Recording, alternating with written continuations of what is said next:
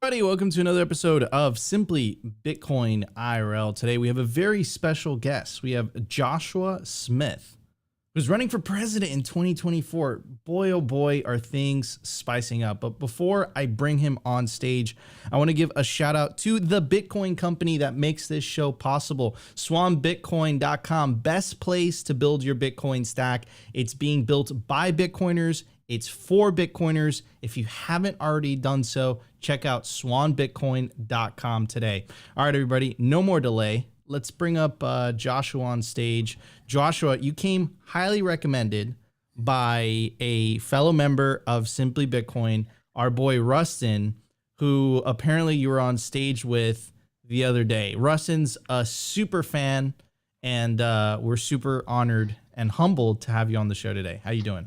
Yeah, absolutely. Thank you so much for having me. I'm excited to be here, and I'm a big fan of Rustin too. That man has the best podcast voice I've ever heard in my life. Absolutely, 100%. He does, right? I keep hearing that over and over again. Rustin does have the best podcast voice. We're super happy he's on the Simply Bitcoin team. So, man, you're running for president as a Libertarian candidate. I'm going to ask you a very blunt question. Doesn't the Libertarian candidate take away votes from the let's say, and again, like in the traditional fiat political sense, you could make the argument that the traditional conservatives and libertarians have more in common than, let's say, the left wing side of things, right? Sure. Wouldn't you say that the Libertarian candidate takes votes away from the traditional conservative aspects of things?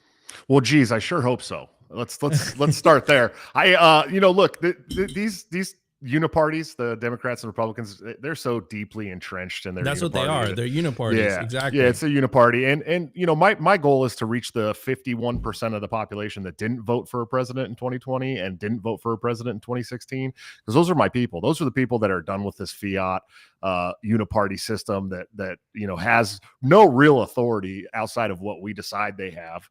And so, my goal is to reach the remnant and not so much the conservatives. But I challenge any conservative to walk away from the uni-party and start voting for people who actually, have your morals and values at heart, and not someone who's just campaigning to win an election and then do whatever they want to do and put their pet projects out into the world and foist death and destruction on countries around the world for years to come. We're different. At the end of the day, I'm very conservative in my personal life. But when it comes down to the libertarian values, I live them every day, and I think that, this Bitcoin community especially lives those values. There's no doubt about that. A decentralized currency that circumvents the federal government. I mean, can't get much more libertarian than that. And so, my goal is to reach the remnant. Like I said, it's not just to go after conservatives, but the more that walk away from that corrupt, terrible system, the better. Yeah, 100%. So I agree with that. I think that there is definitely uni-party without a shadow of a doubt. I think the last 3-4 years have clearly shown that. But one thing as Bitcoiners that we've come to this conclusion is that, like, people still seem to be hell bent on the, I'm voting Democrat, I'm voting Republican. Because they're essentially what they are is two sides of the same coin, really. Right. So I try to explain it to people like this. Every single bad policy that's ever been passed in your entire lifetime has had bipartisan support. It's the only way it gets through the House and Senate and eventually through the executive branch. It's all uni-party bullshit. It's absolutely 100% bipartisan support for the worst policies, the warfare state, the Federal Reserve, the monetary system, the welfare system, the family law system. All of the worst policies have bipartisan support every time. So why would we keep doing the same thing? It doesn't make any sense. Exactly. And I completely agree. And I think Bitcoiners fundamentally agree, which is our audience. But how do we in our business, we call it breaking the Bitcoin echo chamber, right? Sure. Really getting people to wake up. How do you get people to wake up and, to quote the name of your show, break the cycle that we keep to seem repeating and repeating and repeating? Is it something where it's like these parties are just too powerful that it's very, very difficult to win as a third party candidate? Well, I think the opposite is true. It's, I have a lot of friends that are Republicans and conservatives, and they're constantly telling me you need to join the Republican Party so that we can change it from the inside. And I contend that the corruption is so deeply entrenched that you will never change the Republican Party. The money goes too far. The fiat dollars go too far. You'd have a better chance of being a single person trying to change the NYPD from the inside. So I contend that the only way we're ever going to change the country is from outside these parties. And a lot of people, might disagree with me, but the truth of the matter is that no matter what these people say, when you vote for them, you get John McCain every single time. It's the same over and over. It doesn't matter what party it is. And they may have some social differences and some cultural differences. When we talk about some people have these social issues with the trans community or the LGBT community or the Antifa community or all these different communities, right? They may differ on some policy there, but at the end of the day, they always find support for the wars. They always find support for the fiat machine. They always find support for taxes. And so the way to change it, in my opinion, the only way is the Libertarian Party, first of all, has not been very bold and brave for a long time. I'd say since Harry Brown in 2000, we've been running people like Bob Barr and Gary Johnson and Joe Jorgensen, and these people are kind of milquetoast and don't really, they don't reach out to a lot of communities like the Bitcoin community or, the gun community. They just kind of do this we're almost like the uni-party, but just a little bit different. We want to do a fair tax and we want to do this. They never come out and go boldly and bravely say the things that need to be said. And I think that that's how we reach the remnant. I really do. I think that's how we reach the freedom lovers, is be that bold, brash candidate that's like, look, we're going to get rid of 70% of the federal workforce on day one. And we're gonna level the ATF building and build a dog park, a memorial dog park. And we're gonna put Ron Paul in charge of the Federal Reserve. And you know what I mean? These are the things that can actually change the system. And we need somebody that's actually talking about those things and not saying, oh, well, just a fair tax, just a little tax. We'll let you keep a little bit more of your money. Like, what kind of libertarian candidate, first of all, says we'll let you keep? Okay, that's not how this works. When you're a libertarian, it's you will keep all of your money. We're not going to let you do anything. And so, I think it's the messaging has a lot to do with it. It's been really milquetoast and not brave and not bold for a long time. And I contend that I'm the bold and brave guy that's going to get us more of a percentage than we've gotten in the last several elections, at least. So what would you say about the rise of the populist movement on the left and on the right, really? Well, that's the problem. Oh, go ahead. Sorry. I thought you were done. Yeah. So what would you say about that, right? Like on the right, I think it's the America First, right? You have people like Matt Gaetz that are not taking money from super PACs, et cetera, et cetera. And on the left, you have something very, very similar, right? You're seeing the rise of populism. And I think people are sick and tired of this uni-party aspect of things. I think it was historical that the speaker got ousted, essentially. I think if my memory serves me correctly, that's never happened in American history. So clearly people are seeing the, people are seeing the cracks, so to speak, or else all this political upheaval wouldn't be happening. And so the case that you're trying to make, though, is that even with, people like Matt Gaetz that are not taking money from super PACs, working within the party, even the legendary Ron Paul, he ran as a Republican, right? You still believe that the way to go is through a third party. I believe it's a movement from outside of the uni-party. Absolutely. I do believe that 100%. And I will say this, I love Ron Paul. Ron Paul is my hero. The man is who got me politically involved. I worked on his campaign in 2008. That's why I'm here today. He endorsed me for chairman of the Libertarian National Committee in 2020. The man is a hero to anybody who likes freedom and liberty. You can't trash this man, but he wasn't able to accomplish much of anything in Congress. He was able to stand on the bully pulpit and use that to make new freedom lovers and liberty lovers. And the same with his son. He hasn't been able to accomplish a whole lot. And Thomas Massey, who we all love, hasn't been able to accomplish a lot. In fact, he just got his amendment basically shot down to make it so that the government can't require that we have a kill switch in our cars after 2028. That's insane to think about. The government can just kill your car if they think you're driving impaired. That's crazy. So it's not like they've gotten a lot done in these positions. And Matt Gaetz, for all of his great work that he has done. He's totally simping for the Israeli lobby now, and talking about, we have to go and protect Israel and Palestine, and it's another forever war. It's another John McCain. That's what's going to happen. That's what always happens with these people. It's Lindsey Graham and John McCain and George Bush all over again. But I do believe that you used a word there that I think is actually very important, is populism.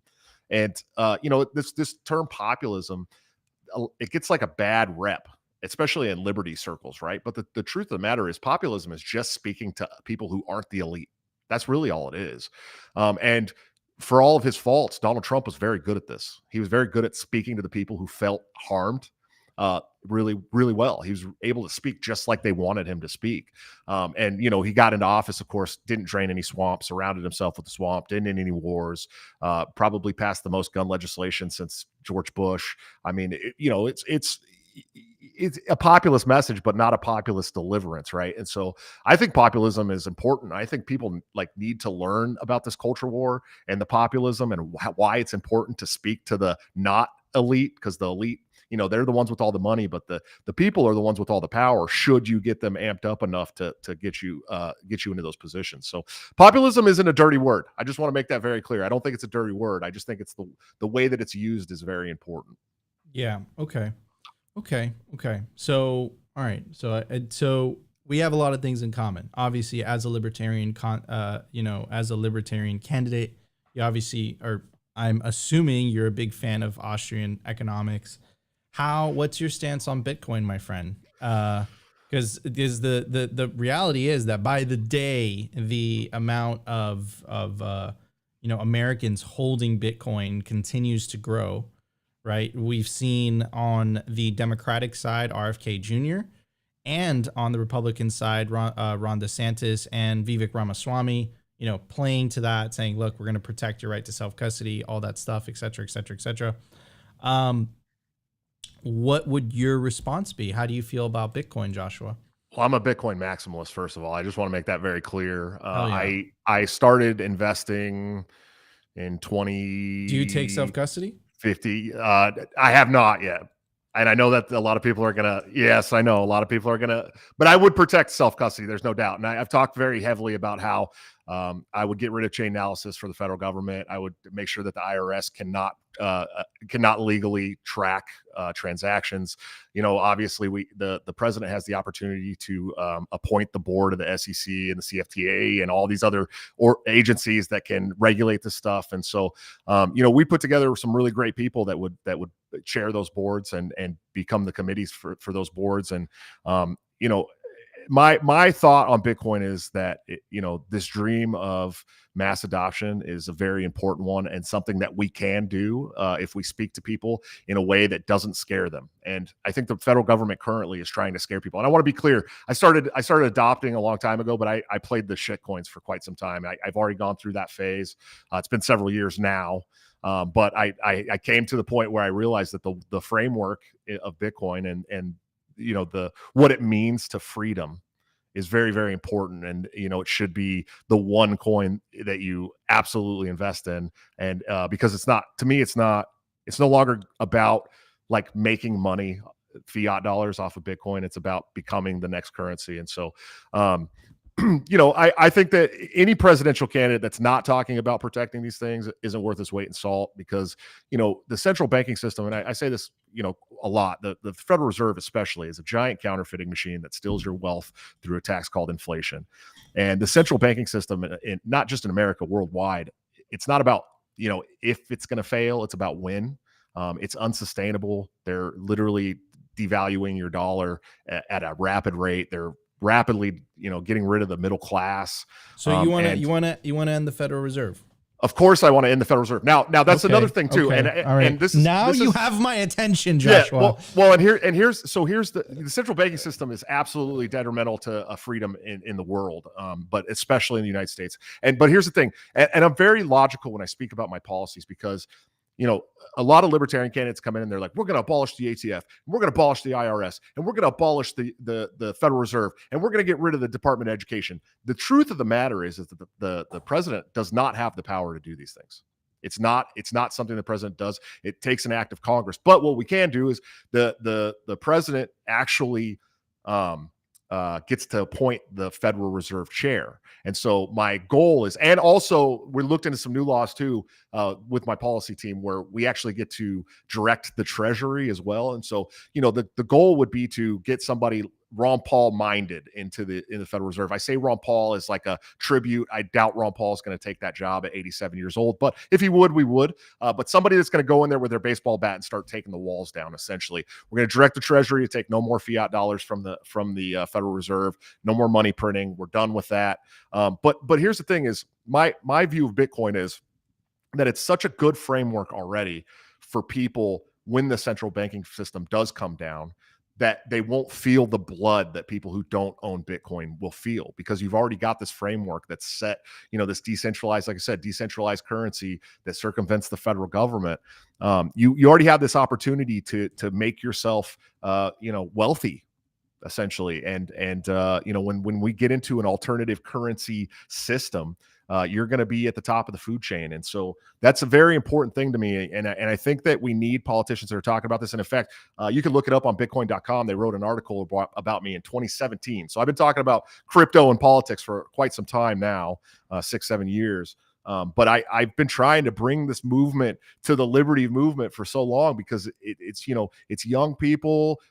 They're very wealthy. They hate the government. The government's coming after their assets. Like, we have to stand up as a movement. And I think to have a political outlet for that, to have a spearhead and somebody who's actually trying to work on policy for real, I think that's really important. So I want the Federal Reserve gone, but I know that these agencies and the Reserve and the Fed and these things, like, as the president, there's like a legal length that I can go to. Like, I can get rid of 70% of the workforce in these federal agencies, right? Which is great.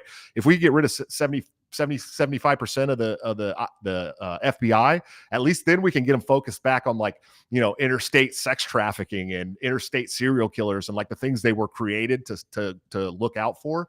And then if we get them down small enough, and there's a really good case to be made that they don't need to be there anymore, at least the president can go to the Congress and say, hey, look at this agency. We don't need it anymore. We need you guys to start thinking about getting rid of it. And of course, anything that's unconstitutional in America, of course, most of the monetary policy, a lot of these agencies, a lot of the laws on the books, a lot of the regulations, stuff like that, I'm able to, as a president, go to the Supreme Court and ask them to take up as well. So those are all the things that I would do if should America be crazy enough to put a libertarian in the White House. That's what I would do. But we're not under any illusion. Wait, why do you say that? Why do you say if Americans are crazy enough to put a libertarian in the camp? Is it really that crazy? Look at what's happening in Argentina, bro. Yes. Yeah, exactly. And I love Javier Milei. That man is an absolute beacon of hope for every liberty lover in the world, because the South America is showing us right now today what happens when you hit rock bottom. Okay. And that's what happened. I mean, you look at El Salvador using Bitcoin as legal tender. You look at Javier Milei in Argentina. They're showing us what happens when you take this socialist system and take it down to the lowest level and forget about the entire working class, right? That's what happens. That's what you get back in return, is you get a Javier Milei saying, you know what, you're all shit. F your mother. We're coming and taking this thing over. And he's actually winning. You know what I mean? And so that's what I want to see in the United States too. And we need to be that same mentality, that same like bold, brash, exciting, young, like economically and freedom focused mentality. And I think that's what we're bringing to the table. But I do say crazy enough as a tongue in cheek thing. Of course, Americans, we're not under any illusion that Americans are going to put us in office next year. We're not. We want that to happen. We're going to run like that's going to happen. We're going to try and convert as many people as humanly possible. But it's also a 50-state media tour, right? If you get into the general election, I'll be on the ballot in at least 49 states. New York is iffy. I'll be on the ballot in at least 49 states. We'll get on a bunch of the big shows. We'll probably be on Rogan and PBD and all these really big shows. We have the opportunity to talk about these policies and how they're hurting the American working class and the middle class. We have an opportunity to talk about Bitcoin. We have the opportunity to talk about a Federal Reserve in an exciting way, not in a drone on and on academic way, but in an exciting way, that this is a counterfeiting machine that is stealing your wealth. How has the reception been? Because that's one of the hardest things that we've encountered as Bitcoiners, right? Is that like one of the things, it was Natalie Burnell, and she asked Michael Saylor on the Coin Stories podcast, and she asked him, what is the thing that keeps you the most awake at night? And he said, people just don't care about sound money. And in my experience, other than like at this point, I don't really have non-Bitcoiner friends because I just we're talking and operating on a different wavelength. But yeah, man, what I see with most normies is that they're so distracted with the bread and circuses. I think with the Javier Milei, that was a really big wake up call to me, because if you think about what happened, right, the fact that he didn't win, I know it's going to run off and the polls are getting close, but he didn't win flat out, and people willingly chose to elect the party back into power that was the cause of more than 100% inflation because they wanted the subsidized bus tickets. Like, what I'm looking at is this is a very deep rooted cultural issue that if we don't address as Bitcoiners, as libertarians, right, things are never going to change. I think people shy away from personal responsibility. If they had a choice between Big Daddy government, please take care of me, and I'm going to just take care of myself, I think we have to face the reality that a lot of people are willing just to go with the please take care of me. And that's the disconnect that I see with a lot of Bitcoiners and a lot of libertarians, is that some people just want to, it's a really tough pill to swallow, but some people just want to be some people just want to be governed. So my question to you is, Joshua, like, how do we move that? How do we change that? How do we really wake up people to that harsh reality that, look, you might be taking the government's money, but in the long term, it's going to be horrible for you. It's going to be horrible for your kids and your kids' kids and your grandkids, et cetera, et cetera, et cetera. Sure. And I think that's the important message too, to the American public, right? Is like if you're 40, I'm 40. I just turned 40 in March. If you're 40 today, you're not retiring. You're working until you're 90. Your kids and your grandkids are being stolen from today, right now. Their futures are gone. And that's the important message, because we're not at rock bottom yet in America. It's crazy to say that. We're not at rock bottom. When we hit rock bottom, everyone will wake up. They'll start waking up because they'll have nothing left. They'll be in breadlines, right? And so we have to communicate that we're headed to the breadline right now. And I think that that's really important, but we have to do it in a non-stuffy way, right?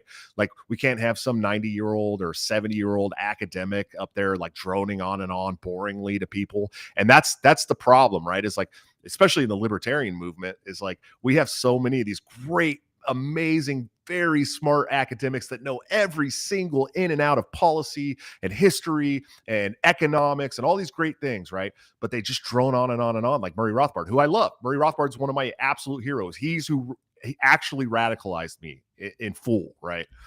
But nobody's going to listen to Murray Rothbard outside of these circles. And so we need somebody that is a working class, blue collar person like me, who gets up every morning and puts on my work boots and goes to work like a normal human being, and has felt the weight and the sting of all of these policies that are hurting, normal everyday people, and let them know that, like, hey man, you like what you're doing right now? You like how it feels to be working this hard, 3 jobs, can't buy a house, 8% inflation. You want to start a family, but you're worried about starting a family. We need somebody that can communicate that all of that stuff is being taken away because of what they're doing with your dollar today, with your fiat dollar, with your, they're inflating, they're using every single piece of what you have to fight wars around the world, to continue their pet projects. I mean, we have to be able to communicate that to people. That's the only way it's going to work. And, the Republicans and Democrats just aren't doing it. They're not doing it. And that's why I keep talking about the uni-party, and why I say it can only be changed from the outside, because look, I have no special interests, right? Like, there's no corporate interests in my campaign. There's no APAC money coming in.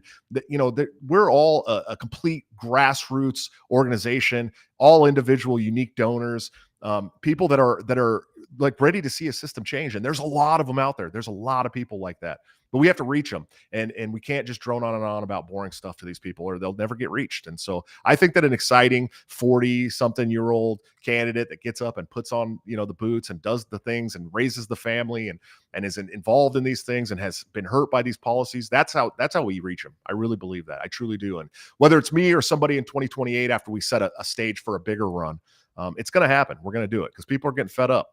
Yeah, people are getting fed up. I completely agree. I think it's become very, very obvious that just people are sick and tired of it's the endless wars that are paid for by, the fiat money printer. And shout out to Ron Paul, the OG libertarian, really pointing this out. That famous video of him basically prophesizing exactly what was going to happen if the United States invaded Iraq. Absolute legend. That guy was a Bitcoiner before Bitcoin even existed. Oh, big Um, time. Yeah. okay, so you want to end the Fed. That makes me happy. You haven't taken self custody. That doesn't make me happy. You got to I do know. that. I know. I saw Rusted in the comments saying we gotta get you on that. We got to fix that. Yeah, I know. But that's easy these days. There's so many great products. But okay, so if you end the Fed, what do you replace it with? Nothing. And that's your question. Okay, Yeah. that's a great answer. Yeah, nothing. There's no reason whatsoever that I'm so anti central planning in general. Like, and I say that Murray Rothbard radicalized me, but one of the first books that really got me interested in central planning was F.A. Hayek's The Road to Serfdom, right? And like, there's so many dangers involved with central planning, but people just accept it as the norm. Like, this is just how central planning is. And so I don't want to replace with anything. I want it replaced with Bitcoin, really, is what I'd like to see. But any kind of alternative market whatsoever where I don't care if people trade chickens and roosters and goats and stuff. Like, I just want the federal government out of our money. I hear this quote a lot. I see this quote a lot. I've said this quote a lot. Javier has said this quote as well. But you fix the money, you fix the world, right? And that's really what it is the federal government having their hands in these things is ruining, absolutely destroying our trade power, our purchasing power, our dollars, our money, and they're doing it on purpose. And so I don't want the federal government in the currency market anymore. I want them completely out of it. And I want people to be able to trade freely with whatever they feel like they want to trade with. But I do believe that, in my opinion, the best source of that's going to be Bitcoin. 100%. And how do you feel about legal tender laws? I think that we should get rid of those too. And so it's funny because I know that, some people, say, well, you can make Bitcoin legal tender, but I just want the government out of it. I want all the regulations off the money market entirely. I want banks to operate independently. I don't want the federal government backing banks up. I want them to have their own private insurance. And we can't do any of that with the government constantly involved in this stuff. So I just want them out, all of it, gone. I don't know that I can do that as the president. That's the other thing too, right? And we talked about this. I can't just abolish the Treasury. I can't just abolish every single committee that regulates these things, right? I can't just abolish the Federal Reserve, but we can get in there and hack away at it for sure. And I have a great team of advisors and policy people already. And in fact, Mike Hobart just joined recently to talk about Bitcoin and energy, which is something that is still somewhat foreign to me, but I know that it's an important topic to talk about.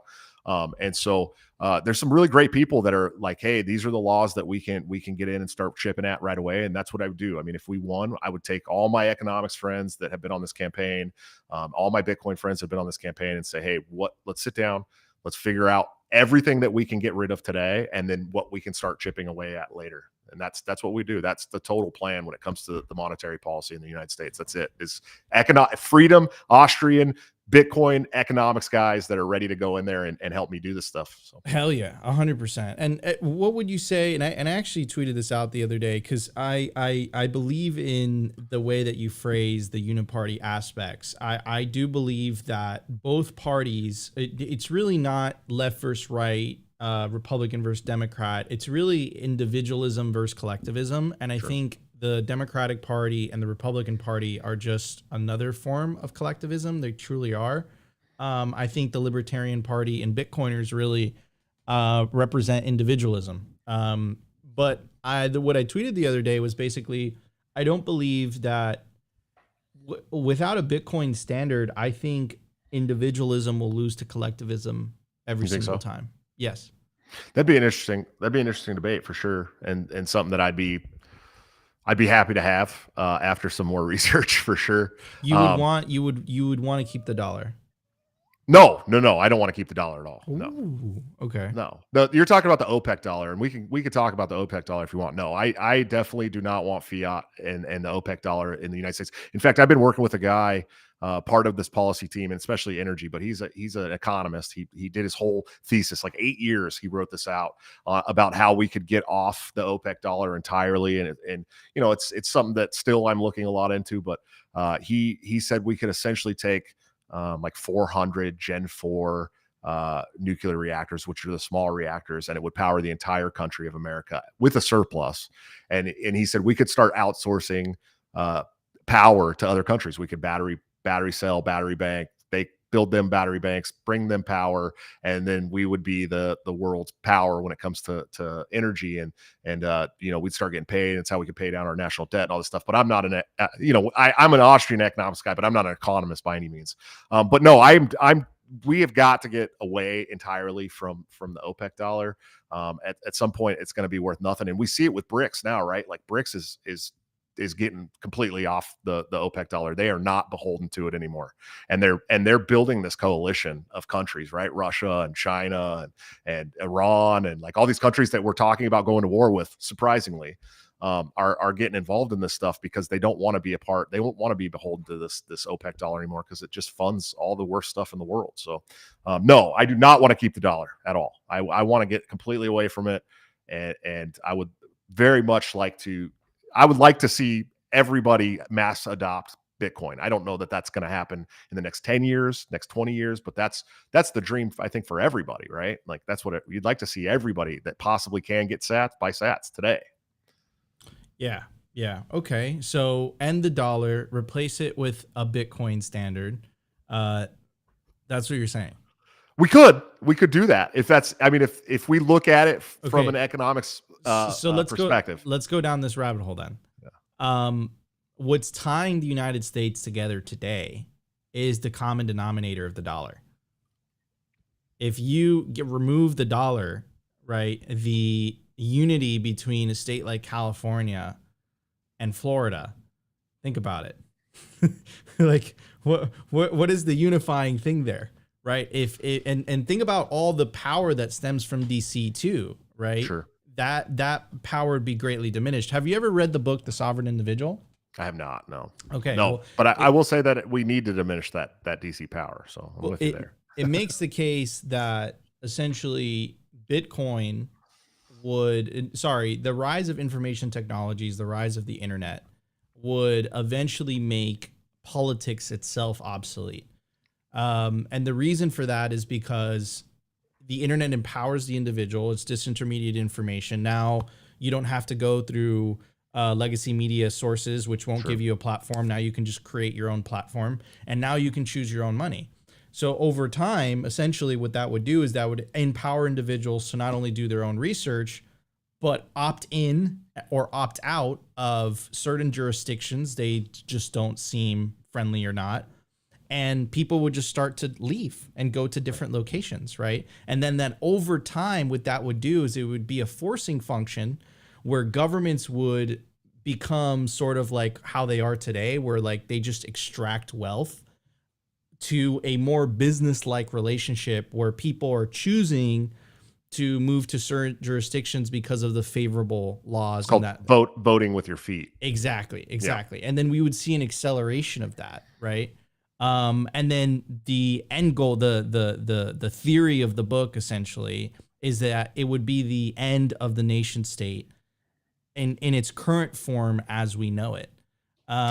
And I think Bitcoiners, we really believe that deep down inside. I think libertarians believe that as well. I just don't think libertarians had the tools in order to, the tool of which is Bitcoin to. Right. It's the most important. It's the most important tool. There's no doubt about it. Absolutely. Yeah. And I don't disagree with you. And I kind of take in my heart, and I'm running for president, so I can't go on on a national stage and be like, look, we're going to have 5,000 Liechtensteins, right? We're going to get but I am a national divorce fan as well. I think that these cooperating states that are no longer governed by a federal government, and you kind of vote with your feet on the policies that you like, and you take full control over your own money, and you don't have to worry about the government. That's what I want. I mean, that's really the dream of every libertarian, and probably Bitcoiner too. So I don't disagree with you. If you think that the Bitcoin standard would actually accomplish that, I'd be more than happy to work with economists to make sure that happens. But I also would much rather have a Bitcoin standard than the OPEC dollar, right? I mean, at the end of the day, it's way, way, way better than anything else going on right now. So, yeah. Yeah. Okay. All right. So you have brought up the OPEC dollar many, many times. Clearly, it's something that you've done research on. Clearly, you find it interesting. What is the OPEC dollar, and why is it a problem? Opti, let's make him full screen. Well, it's backed by the oil. I mean, that's what it is, and it's it's part of the central banking scheme. And I'm not, like I said, again, I'm not an economist by any means, but I do know that if you try to opt out of the OPEC dollar as a country, our country might go to war with you, which is pretty wild to think about. And but I say OPEC dollar, but really everybody in the movement kind of just calls it the fiat dollar, right? And that's probably the better way to market it to people, is because when you say OPEC, most people don't have any idea what you're talking about, and to some extent, I don't all the time either. So, but it is backed by the oil, and I think that it's a system that we need to do away with entirely. So I don't know. What's your view on it? I think that because since really the U.S. the blood dollar, I like that. Sorry. No, yeah, I mean that's what you'd call it. I think since the U.S. won World War II, and really like after the Cold War, it became undeniable that the U.S. was just the global leader. And then what tends to happen is when a country becomes the global leader, they also have the world's reserve currency. And I think that the U.S. government has weaponized that tremendously.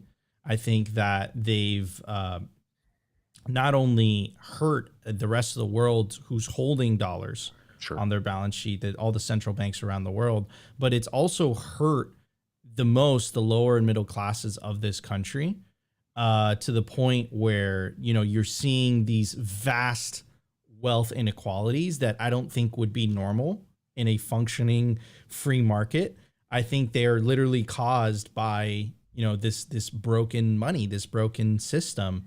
And yeah, I mean, look at Cuba, look at North Korea, look at all these countries that the U.S. places sanctions against. And, what they pitch the American people is that, it's for regime change. Right. Cuba and North Korea haven't gone anywhere. Right. They did the same thing to Russia, by the way. Right. They attacked the Russian central bank. Russians aren't going anywhere. No. Right. Absolutely not. So, they've weaponized the dollar, and the biggest victims of dollar weaponization isn't necessarily the governments of which they say they're going to attack. It's really the people in those countries that get hurt the most. Right. So yeah, I'm not a fan of the dollar for that sense, in that sense, because it's been co-opted by the administrative state. It's been co-opted by the government for political means, and also to pay for themselves. Truly.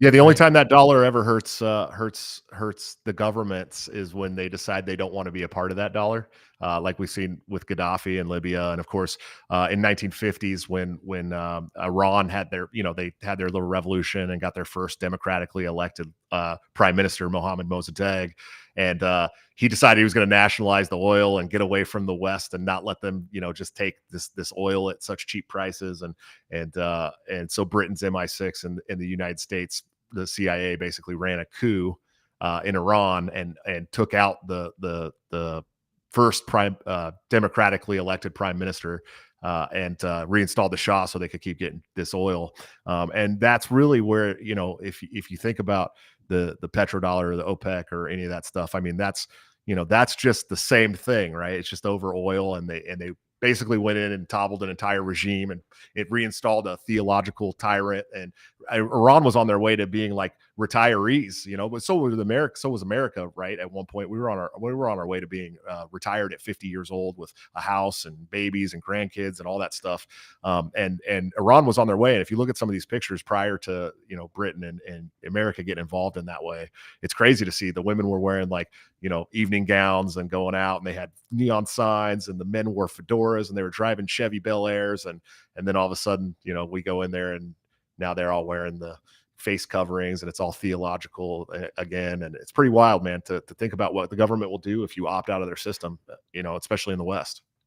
Yeah, 100%. The lengths of which they will go to is just absolutely insane. But I think there's a silver lining to that. And the silver lining is I think people are finally starting to wake up to this. And I think this really started happening since the pandemic, like the whole pandemic thing. It just ripped the Band-Aid off. And right. I think we're kind of living through this great awakening, this new renaissance, so to speak. I feel it personally. Right.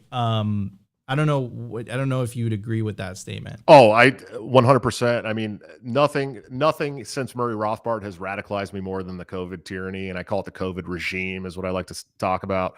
And I've talked about using Guantanamo Bay to lock them all away for their crimes against humanity. But no, it is a renaissance. And there's some really cool stuff that had happened over this too. Like the right all of a sudden is about holistic healthcare. And, some of them started talking about like monetary freedom and healthcare freedom and, doing away with the police state. And I'm like, whoa, I've never heard the right talk about these things. But in return, we have the left and the Democrats simping for a police state and pushing for westernized like medicine forced on people. And so it was like a really weird like paradigm shift, really is what it was.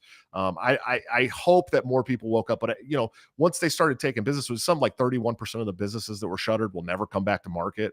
I mean, those people are pissed. They're going to be mad forever. I mean, you took mom and pop spots away while you were forcefully feeding, consumers to places like Amazon and Walmart. And yeah, they should be pissed. You really should be very, very, very mad. And I think a lot of people are. And, I hope that people don't forget that. That's, they're the federal government is so good at the like, oh, that was bad, but look at this. We're going to war now with Palestine and Iran's getting involved. And this is what the West does. They just, slide a hand. And so I'm hoping people don't forget this, because the COVID regime was the most tyranny that we've ever had in the United States in my lifetime.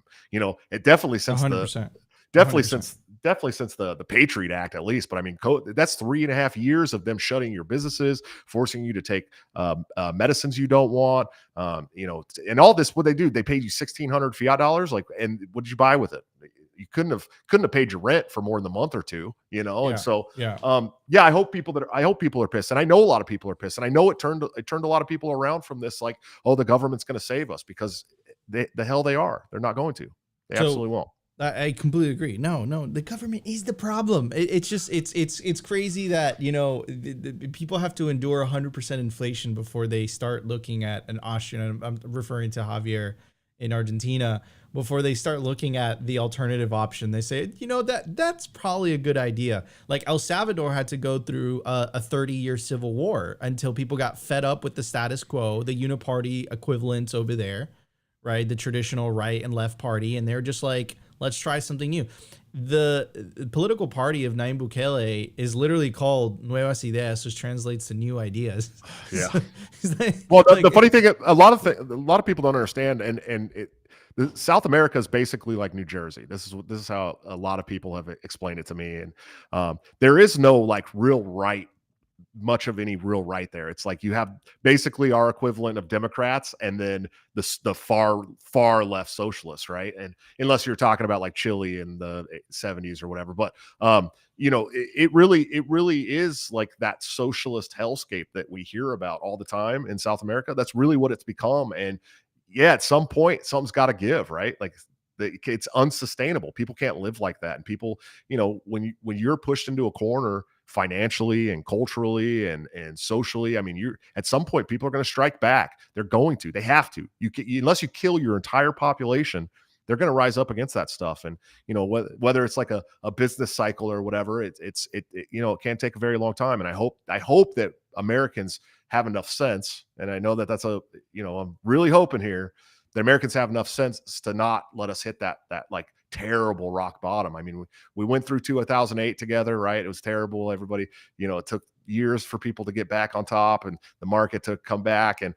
But we have very serious like issues here today, and there's ways to fix these things by just not continuing to opt into the same system that we've been opting into for decades and decades and decades. Really, truly. Gotcha. Okay. All right. So first of all, huge fan. You have my vote. All right. It's Bitcoin Maxi, small government, and the dollar, and the Fed. I'm sold. And the wars. And yeah, I mean, but you end the Fed, you end the wars, right? Yeah, that's a lot of people don't understand that. It's like you suffocate the state. You can suffocate the state right now by just opting out of it entirely with Bitcoin. You can suffocate the state by doing 100%. I mean, dude, that's why Elizabeth Warren is like, of course. Did you see that psyop that she did the last 2 weeks? It was insane. She used her media allies to basically release this bogus Wall Street Journal article that said that Hamas raised illicit funds using crypto. That turned out to be a flagrant lie. Wall Street Journal walked it back, but Elizabeth Warren used that article as source material to write a letter to the White House. And then the White House tapped on the Treasury, and then the Treasury circumvented the legislative process using the Patriot Act to introduce or propose these crazy regulations that would essentially, it would be a de facto criminalization or an attempt to criminalize or a step towards criminalizing self-custody in the United States. Right. So that just tells me that they're absolutely terrified of this thing. Oh, you're over the target. There's no doubt about it. And they know that. And, I was just on Tim Pool a couple days ago. How was that, by the way? This is tiny. So welcome. Oh, it's huge. I mean, it's crazy when you're doing a show and 1 million people are watching. It's pretty crazy. Right. But Tim is like pro crypto. No, but he's a Bitcoiner. He's a Bitcoiner. Yeah, he's a Bitcoiner, but he's pro all crypto. He thinks he's not out of the shitcoin phase, and he doesn't believe that there's any way to ever be anonymous as a Bitcoiner. We had this kind of argument. Now, again, I'm not like a professional when it comes to these things. I just understand that Bitcoin's important. It's a movement that can help us attain freedom. It's a way to get yourself into financial freedom. It's a way to starve the state. So those are my talking points. But for him, he's like, well, the government's always going to be able to find a way to track your, and I'm like, well, if you had a president that was like, okay, listen, IRS, it's illegal now for you to do these transaction tracing and get rid of chain analysis. You can't use chain analysis anymore, and obviously self-custody's we got to put a full ban on trying to take away self-custody, but he doesn't understand that he's like, well, they can just find any business that takes transactions from that blockchain and this, and I'm like, whoa, dude, you're going really far out of your way to try and diss Bitcoin here, when the truth is that there's always going to be a way to get around this stuff. It's what it's for. It's what it's created for.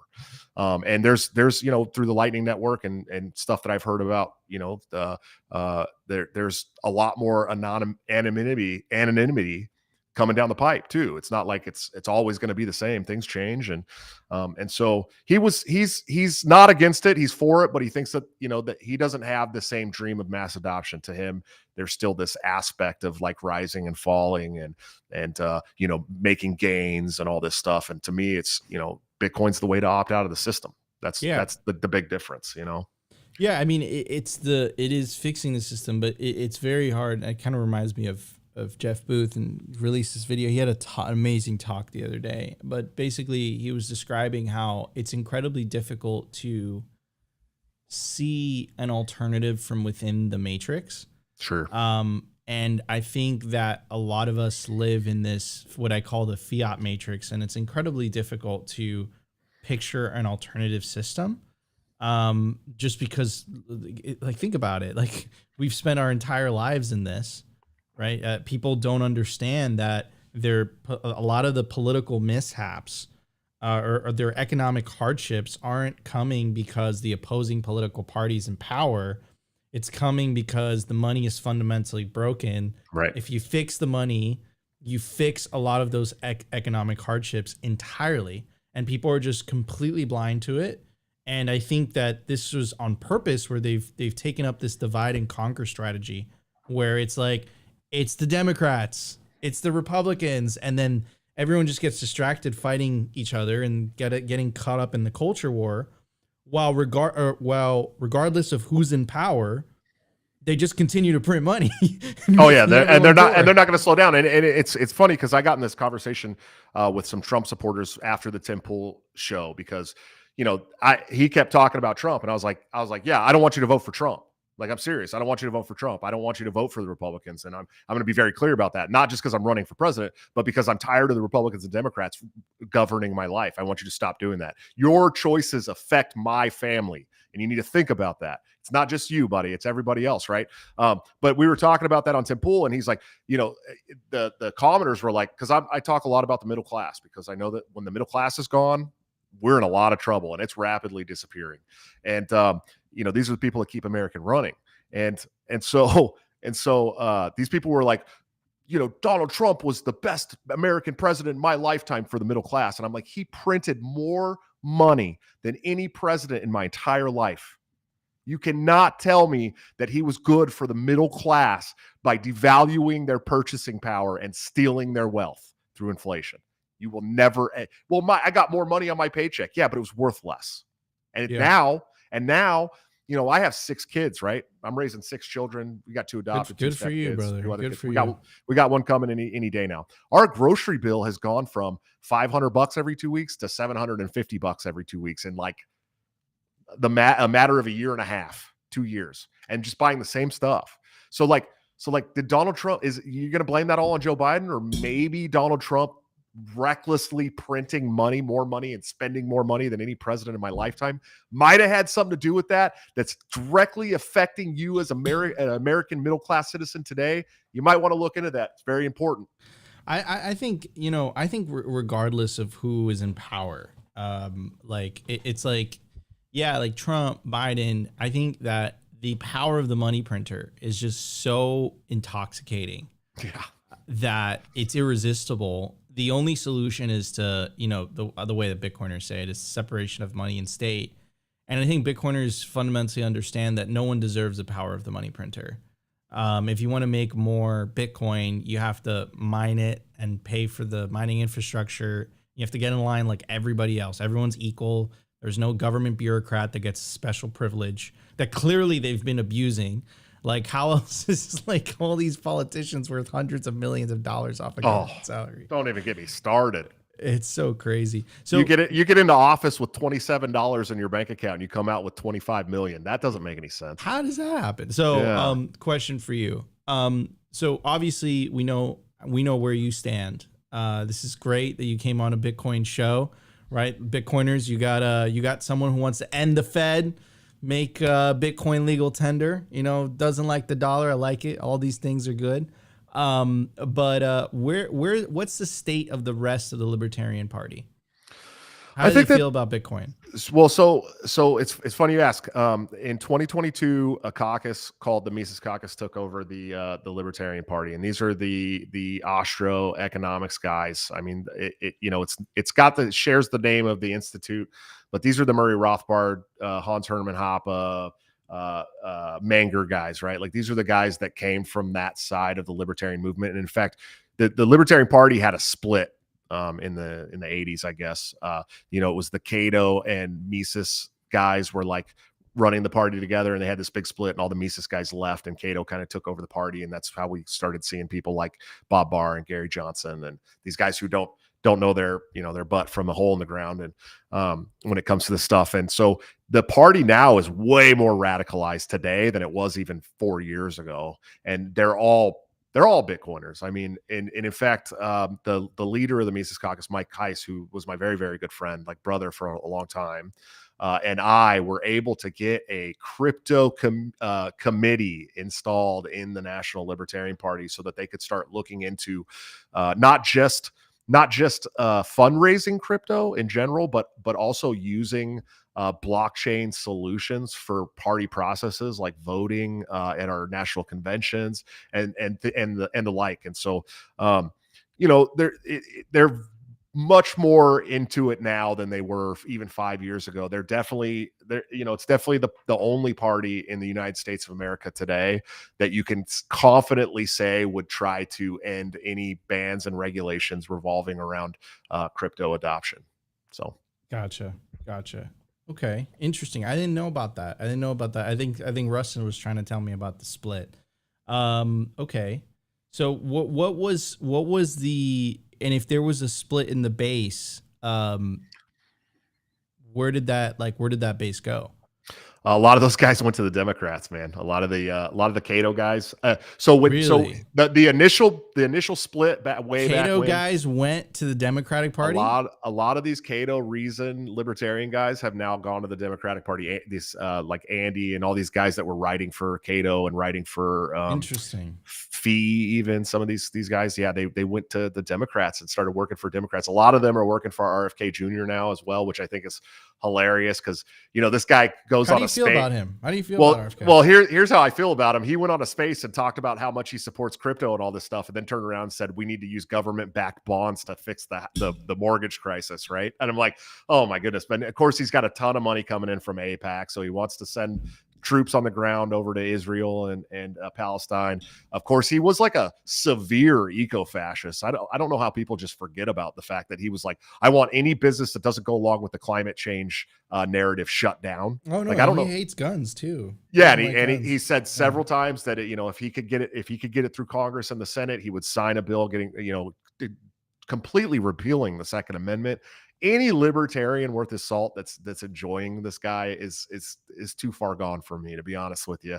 And I get it. Like, he's really good on healthcare freedom. My wife loves him. My wife's she's one of the founders of Informed Choice Iowa, which is like the healthcare freedom group here in Iowa. They're the ones that push to have them like outlaw the mask mandate and tell businesses in the in Iowa that if they wanted to operate here, they couldn't force this experimental drug on us. And so she's like, oh, I would totally work in his law office, but the rest of his policies are crap. And she even knows that, and she's like apolitical.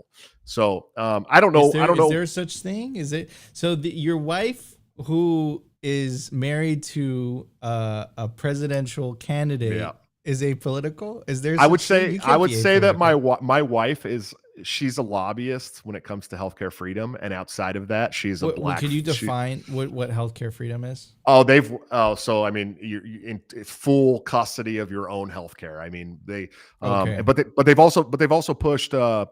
They pushed, like, when a child dies here of sudden infant death syndrome in Iowa, the coroner now has to put their vaccine schedule on their death certificate so that it can show how it used to, they didn't have to put any of that information. So they've pushed for like a bunch of different things that give more transparency to especially the death of children. They're something that they're very, very in tune with. Of course, they're all like pretty vehement anti-vaxxers as well. I don't always agree on all that stuff, but I do more so agree with it now than I did before I met her, for sure. But she's had me read a ton of books and information and data. So, but I also believe that, Americans have the right to choose their own healthcare any way they want. And I think that the federal government subsidizing it, much like they do with colleges, has absolutely destroyed the healthcare system in the United States. I think patent laws on drugs have absolutely destroyed the pharmaceutical companies. And I agree with her on a lot of it, most 99.9%. And I think, I agree with RFK Jr. on the healthcare freedom movement as well. But outside of that, he's not anywhere near a libertarian. I say this about Vivek too, right? This guy wants to go to war with Mexico. I mean, he's like, that's crazy to me, And now, of course, he's talking about this right that Israel has to take the whole area and all this stuff. I mean, the guy, he's not a libertarian. He's got some good policies though. Couple good policies. He's good on Bitcoin for sure. That's one thing that he's been good at. It's interesting because all these wars, they would not be possible without the money printer. So like, it's shocking. Like one side, it's like, yeah, I love Bitcoin, and the other side, it's like, yeah, let's go to war with these guys. Let's go to war with these guys. So yeah, it's an interesting phenomenon, that disconnect. But it's the money counterfeiter, by the way. I don't call it the money printer anymore. I just call it the giant counterfeiting machine. That's what it is. And you said you're running for president.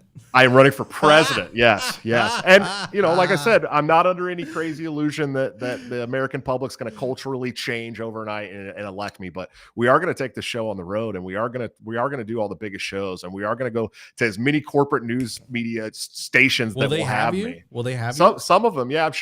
I know I'll end up on Fox several times because we've already had media requests from Kennedy and stuff like that. So it will be on those shows for sure. I think Cat Timp just followed me on Twitter, so I'm probably going to get on Gutfield soon. So we're going on these shows, and we're going to talk about this stuff. And I'm going to be bold and brash and say, if they want to kick me off, they can kick me off. You want to give me the Ron Paul treatment? That's fine. We don't need the corporate news media anymore. They need us. All right, but could you do me a favor when you go on these shows, right? It's Bitcoin, because you can end the Fed, you can whatever, but Bitcoin is the solution. So I agree. You have these massive platforms that you're about to have because you're on a noble endeavor, right, to run as a libertarian third-party candidate in the United States. As a Bitcoin centric show, we ask you, man, Bitcoin is the solution. Just point to that. I agree. You're gonna have a massive platform. I agree, and I think the first step to that is having somebody that's willing to say, we're no longer going to regulate your economics, man. I mean, I think I really do, because that gives everybody the sure thought that they don't have to worry about the government coming in and taking everything from everybody, right? And I think that that's probably one of the biggest problems with mass adoption, is that people are afraid that the government's going to be able to just come in and take your money, or I know a lot of times it was funny because you brought up Palestine and Elizabeth Warren saying that they raised all this money, Hamas raised all this money in Bitcoin, but a lot of people are like, well, what happens when the power gets turned off? And I'm like, hey, how did Hamas raise all this Bitcoin if the power was off? It doesn't make any sense to me. So I agree with you, man. I think that it's probably the most important issue in the world right now. And I think that it needs a lot of attention in the media, and I'm going to talk about it. And Jethro, who's a good friend of mine and literally messages me like 300 times a day, is going to make sure that I always talk about Bitcoin. So, and Rustin too. Cause dude, you have the platform, you have the message, but you're going to be exposed to a lot of the mainstream media that I would say. And what Bitcoiners are running into this issue where it's like we advocate for Bitcoin, but we're stuck within this echo chamber, right? If you have this platform, right, it's not only about ending the Fed, it's about ending the Fed and then providing the solution. The solution is Bitcoin. So it's like end the endless wars. How do you end the endless wars? Bitcoin, right? So Bitcoin is the solution to a lot of these issues, a lot of these problems, and that's what I would ask for you, bro. You have my vote. If you have my vote, if you promise me on air, you will. I promise you to talk about Bitcoin, and I have talked about Bitcoin in just about every interview that I've ever done where we talk about monetary policy. I've talked about how it is the fix for this stuff and how it does starve the state. And I have my current talking points about it, but there's other things that I say about it as well. And I'm always going to talk about it because first of all, I'm a adopter. I'm a maxi. I think it's the only crypto that I'm not an investment advisor, but I will say it's the only crypto that I think you should probably be investing in, because it is the one. It's the chosen one, man. It's the one with the framework that's going to save us. It's the way to fight the government without even getting elected, my man. So peaceful revolution. The most important vote you'll ever make in your life is taking Bitcoin to self-custody. Anyways, Joshua, I want to be respectful of your time. I know we're at the top of the hour. If people want to vote for you, where can they find out more about you? Where can they stay plugged in to see what you're doing, what you're up to these days, and how they can support you and your campaign? Sure. So we have the website at joshuasmith2024.com. There's a bunch of stuff you can do there. You can sign up to become a volunteer. There's a form for that. There's, of course, donations. The only problem with the federal government and the campaign finance laws is that if we take Bitcoin donations, which we're more than happy to do, we still have to report or make a good faith effort to get your name, address, and employer. But it's just a good faith effort. So that is something that we still have to do, unfortunately, because they will find me out the butt if I don't. And of course, follow me on Twitter at Joshua at Large. That's where I'm at most of the time. And I'm always at war with other blue checks there, but it's fun. It's a good time. So come hang out on Twitter. It is. It's narrative trench warfare on the battlegrounds of the internet. Exactly. That's what it's all about. But winning one person, winning over the hearts and minds, one person at a time. Anyways, Joshua, like I said, it's been an honor. Would love to have you back on the show again. you know, in the next couple months or so. We are heading into election season, so 2024 is going to be absolutely bonkers. So we would love to have you back on next year when all the madness is happening, just to check in to see how you're doing. Well, and just to be clear, we all have our own primary process as well. It's at our national convention in May of next year. If you want to see me in the general election, the best thing you can do, the absolute best thing you can do, is join your state Libertarian Party, show up to their state convention, and either become a national delegate or vote on our slate of national delegates to send to the national convention, because 1,200 people or less pick our nominee. So it really is all about the delegates that show up to DC next year at our convention over Memorial Day weekend, I believe in May, right? Memorial Day weekend. That will be in DC, and it's a one vote. There's a debate and one vote. It's on C-SPAN. You can all watch it. And I am the front runner, currently considered the preeminent candidate, but anything can change between now and May. So become a delegate. Show up to the national convention, vote us in, make sure we get in the general, and we'll be on your ballot in your state, man. Take action, take agency, get involved. Absolutely, 100%. Joshua, thank you so much for coming on the show. Really appreciate it. I'm going to close it out. Give me a couple minutes or so. Guys, thank you so much for tuning into another episode of Simply Bitcoin IRL. If you enjoyed the show, make sure to smash that like button. Consider subscribing if you feel like we provided you value. We'll be back tomorrow for the live show, 12:15 p.m. Eastern Standard Time. See you guys later. Hope you have a great evening.